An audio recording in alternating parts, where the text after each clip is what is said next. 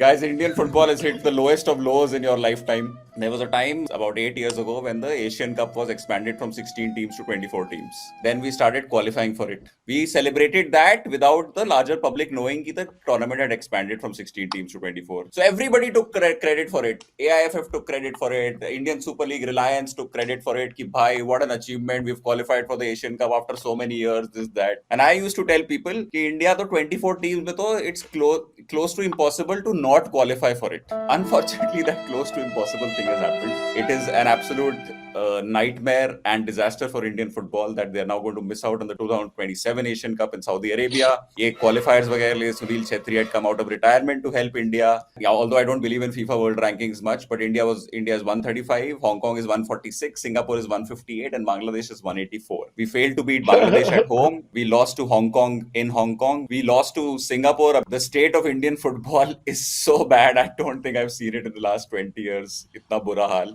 There are reasons for it. Players की match fitness नहीं है because there is no league running, because there's a deadlock between All India Football Federation and the Indian Super League and all the other leagues. Then there are clubs who release the players even though कोई matches नहीं है उन clubs के. The clubs release the players for the national camp delay पे. They delayed releasing the players because FIFA का mandate होता है कि FIFA वाली window में release करना है clubs को. उससे पहले clubs के हाथ में है. तो इतनी बुरी हालत है.